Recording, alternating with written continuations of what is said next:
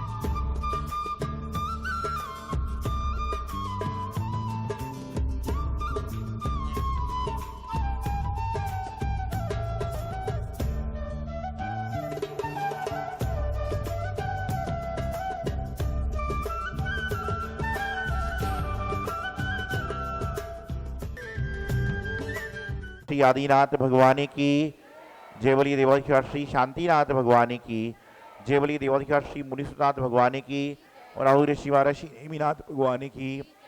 ओम ह्रीम श्री जय, बोलिए चिंतामणि पारसनाथ भगवान की, चिंतामणि पारसनाथ भगवान की, चिंतामणि पारसनाथ भगवान की, कचनीर वाले बाबा की, और शिवारा श्री वासुज भगवान की, आचार्य श्री सरमती सागर जी महाराज की, आचार्य श्री सिद्धांत सागर जी महाराज की, आचार्य मानतुंग स्वामी महाराज की, भक्तामर महास्तोत्र की। बोले बालों की आचार्य। महानुभाव, अभी संस्कार मंच ग्रीन पार्क के माध्यम से जो हर माए भक्तांबर जी की आराधना होती है, भक्तांबर विधान होता है, वह संपन्न हुआ। वैसे तो भक्तांबर की महिमा आप सभी सालों से जानते हैं और भक्त अमर, इसलिए इसका नाम भक्तांबर रखा गया कि जो प्रभु की भक्ति करता है, जो गुरु की उपासना करता है, जो जिनवाणी का श्रवण करता है, वह भक्त कभी ना कभी जीवन में अपनी मंजिल को, अपने रास्ते को पाता है। लेकिन बात इतनी सी है कि हम किन भावों से प्रभु की उपासना करते हैं। 48 बादाम को इस प्लेट से उठाया, उस प्लेट में रख दिया। ये तो ना जाने इस जन्म में नहीं, कई जन्मों जन्मों से आप करते आ रहे होंगे। लेकिन एक बार 48 बादाम के साथ साथ में ये विचार करो कि हम अपने जीवन के जो अनगिनत पाप हैं, जो हमारे जीवन के अनगिनत समस्याएं हैं, हमारे जीवन में जो अनगिनत कसाएं चल रही हैं, उनको भी हम प्रभु के चरणों में छोड़ने का प्रयास करें। मात्र पूजन करने से, स्वाध्याय करने से, गुरु उपासना करने से कुछ नहीं हो। उसके साथ साथ में जो हमारे अंतरंग में देश भावना है, जो हमारे अंतरंग में बैर की भावना है, जो हमारे अंदर शत्रुता की भावना है, जो हमारे अंदर कलुषित भावना है, उन सबको भी त्याग करना बड़ा आवश्यक है। आज इंसान अपने लिए तो बहुत कुछ चाहता है, लेकिन दूसरे के लिए बचा हुआ भी ना मिले उसको। एक बार एक व्यक्ति ने परमात्मा की बड़ी साधना करी, उपासना की, उनको प्रसन्न कर लिया। परमात्मा प्रसन्न हुए। उसने परमात्मा से कहा कि मुझे आप वरदान दो कि जो मैं मनवांछित फल चाहूं वह मिल जाए। परमात्मा ने कहा तुम्हें इतनी वरदान की आवश्यकता नहीं है। बोले नहीं, मुझे तो चाहिए। तो परमात्मा ने कहा तथास्तु, मिल जाए। वह जाने लगा तो परमात्मा ने कहा कि जो तुम मांगोगे तुम्हें मिलेगा, लेकिन एक बात है कि तुम्हारे पड़ोसी को उससे दुगना मिलेगा। अब वो परेशान हो गया कि पड़ोसी से आगे बढ़ने के लिए तो मैंने वरदान मांगा था, घर में सुख शांति समृद्धि सब कुछ थी, लेकिन पड़ोसी से आगे कैसे निकलूं, इसलिए मांगा था, लेकिन अब पड़ोसी को दुगना मिलेगा। कोई बात नहीं, ये पंचम काल का आदमी था। ये पंचम काल का आदमी था। उसने भगवान से कहा कि हे भगवान, मेरे घर के बाहर एक गड्ढा खुद जाए। क्या? मेरे भगवान, हे भगवान, मेरे घर के सामने एक गड्ढा खुद जाए बहुत बड़ा, तो पड़ोसी क्या तो हो जाएंगे। नेचुरल बात है। उसने कहा हे भगवान, मेरी फैक्ट्री में आग लग जाए, तो पड़ोसी की दोनों फैक्ट्री में आग। मतलब आदमी अपने लिए नुकसान कर सकता है, लेकिन दूसरे का नुकसान होना चाहिए। अब उसको उसने में भी शांति नहीं मिली। उसने कहा हे भगवान, मेरा एक पैर टूट जाए, पड़ोसी के दोनों टूट गए। हे भगवान, मेरा एक हाथ टूट जाए, पड़ोसी के दोनों टूट गए। हे भगवान, मेरी एक आंख फूट जाए, पड़ोसी के दोनों फूट गए। ऐसा हो गया। गड्ढे खुद गए, आंख फूट गई, हाथ टूट गया, पैर टूट गया, सब कुछ हो गया। इतने में एक दिन भूकंप का झटका तेजी से आया। अब जिसको दिखता नहीं हो क्या भागेगा? जिसको दिखता नहीं हो भागेगा नहीं। और जिसको एक आंख सकता हो भागा, और वह भागते भागते भूल गया कि मेरे घर के बाहर गड्ढा है, वह एक गड्ढे में गिर गया। और जो पड़ोसी जिसके दोनों हाथ टूटी थी, आंख टूटी फूटी थी, हाथ टूटे थे, पेट, वो तो भाग ही नहीं सकता था, तो वह बचा रहा। और भूकंप चला गया और पड़ोसी बच गया, और जो मांग रहा था वह गड्ढे में फंस गया। उससे फिर परमात्मा को बुलाया, हे परमात्मा, मेरे घर के बाहर का गड्ढा भर जाए। तो परमात्मा बोले सोच ले, तेरा भरेगा तो पड़ोसी के दोनों भर जा रहे। बोले पड़ोसी को छोड़ो, मुझे तो सही करो। तो धीरे धीरे करके उसका भी सही हुआ, और पड़ोसी के तो अपने आप सही हो गए। ऐसी कलुषित भावना हमारे जीवन को अंधकार के कूपों में ले जाती है। आप अपने जीवन में अच्छी भावना रखें।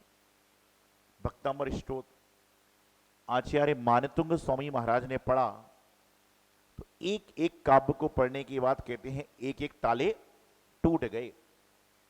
तो आप लोग भी यदि इनकी आराधना करोगे और महीने में एक स्रोत को भी ध्यान लोगे तो आपके जीवन के जो कर्म रूपी ताले हैं वह टूटे ना टूटे, लेकिन आपको कर्मों से लड़ने की क्षमता जरूर मिलेगी।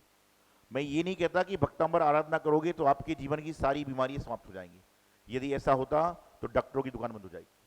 कि आप भक्तांबर स्रोत की आराधना करो आपके बच्चे पास हो जाएंगे, ऐसा नहीं है। लेकिन भक्तांबर की आराधना करने से, गुरुओं की उपासना करने से, वाणी का स्वाध्याय करने से हमें आने वाले संकट से लड़ने की क्षमता मिलती है। हमारे जीवन में थोड़ी शांति तो आती है, क्योंकि प्रत्येक जीव अपने कर्म का स्वयं भोगता है। आपके घर में बहुत तरह तरह की मिठाई व्यंजन बने हैं, तरह तरह की खाने पीने की सामग्री बनी है, आपके मनपसंद पूरा भोजन बना हुआ है, लेकिन स्वास्थ्य खराब हो गया, डॉक्टर ने कहा आने वाले 5 दिन तक खिचड़ी ही खाना है, तो क्या होगा? डॉक्टर से बोलते हो गया कि डॉक्टर साहब 2 दिन बाद खा लूंगा? नहीं कहते। लेकिन मंदिर में हम लोग कहें ये काम करना है, महाराज जी अभी नहीं, अभी तो दोस्त के बच्चे की शादी में जाना है, 2 दिन बाद नियम ले लूंगी, 2 दिन बाद नियम ले लूंगी कि दोस्त की बच्चे की शादी में जाना है।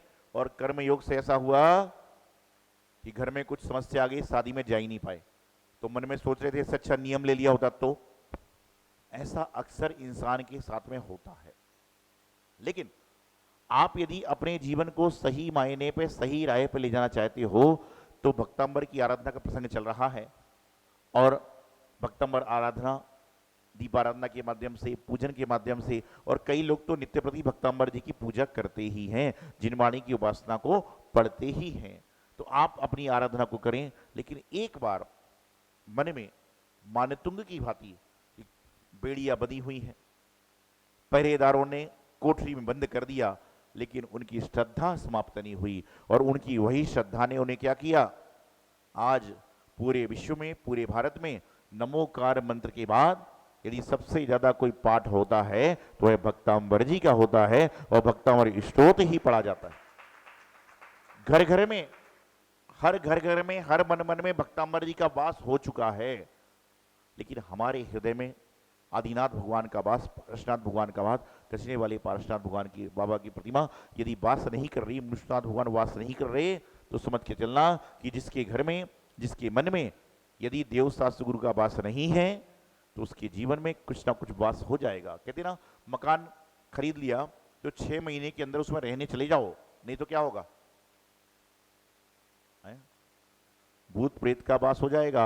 इसी क्योंकि खाली मकान रहेगा तो भूत प्रेत आएगा, तो खाली हृदय रहेगा तो बताइए, खाली हृदय रहेगा तो कुछ ना कुछ तो आएगा ही आएगा, बुराई आएगी, ये आएगा, वो आएगा। इसलिए अपने हृदय को खाली मत रखो। और कई बार तो खाली हृदय है तो कई बोलते हैं रात को सोते सोते ही हृदय में कुछ अटैक पड़ता है और आदमी चल पड़ता है, पड़ोसी सोने वाले को मालूम नहीं चलता, ऐसा हो जाता है। कहते हो उसको कहते हैं साइलेंट अटैक पड़ गया। तो मैं आपको बताना चाह रहा हूं, जीवन बड़ा छोटा है, लेकिन इस छोटे से जीवन में छोटे छोटे अच्छे काम करोगे तो आपके जीवन का कल्याण हो जाएगा। आप में से बहुत सारे ऐसे लोग होंगे जो तिजारा कईयों बार गए होंगे, शिखर जी की वंदना कई बार करी होगी, महावीर जी कई बार गए होंगे, ग्रीन पार्क के मंदिर में तो प्रतिदिन आते ही होंगे, कई बार अपने गुरुओं को आहार दिया, कई बार आपने विधान किया। लेकिन अब से क्या करो कि जब गुरु के दर्शन करो, शिखर जी के दर्शन करो, विधान करो, तो एक डायरी बनाओ धर्म की, उसमें नोट करो कि मैंने इतनी बार भगवान के दर्शन किए, इतने बार शांति धारा देखी, इतने बार शांति धारा करी, इतने बार स्वाध्याय किया, इतने बार सत्संग किया।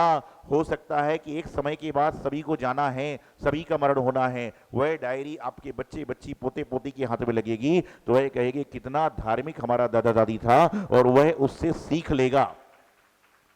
जो करते आए अच्छी बात है, और जो नहीं करते आए वो आज से प्रारंभ कर दो, तो वो क्या होगा, एक आपको मालूम तो रहेगा कि मैंने इतना काम किया है। मैं पूछता हूं कि आपने यूरोप की यात्रा कितने बार करी?